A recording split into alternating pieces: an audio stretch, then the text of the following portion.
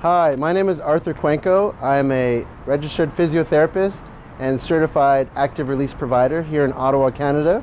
And today I'm going to talk about exercises that all tennis players at all levels can do just before they actually get on the tennis court and start hitting tennis balls. This will help to prevent tennis elbow as well as shoulder tendinitis, which a lot of tennis players develop over the course of the years. So the first thing that you'll need is obviously a tennis racket, as well as what we call an elastic exercise band, or in this case it's called a TheraBand. So what I've done is I've tied a knot to the edge of the racket head. I've anchored it over here. You have different colors for different resistances. So the way that you can exercise your forehand is you actually take the band and you place it behind yourself with your left hand, like this. And I've anchored myself just by holding the band with my left hand.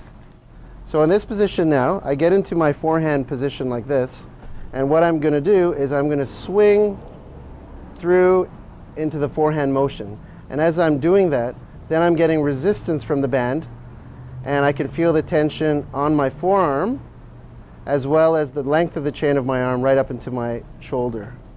And this is great to do before you actually start hitting balls. So as a suggestion, what I would do is I would do about 10 to 20 reps, then take a break, then do another set of 10 to 20, and then you can switch over to the backhand side.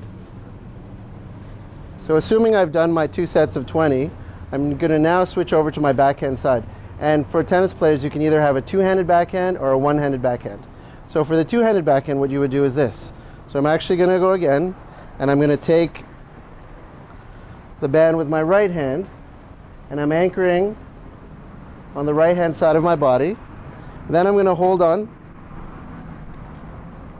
to the handle, and then I place my other hand. So if I was doing a two-handed backhand, then I would go through that motion of back to front as I would while normally hitting a two-handed backhand.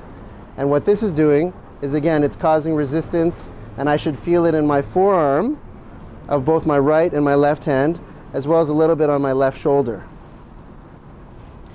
Now for anybody who is a one-handed backhand player, then what you need to do is you need to first adjust your grip so that you have the one-handed backhand grip.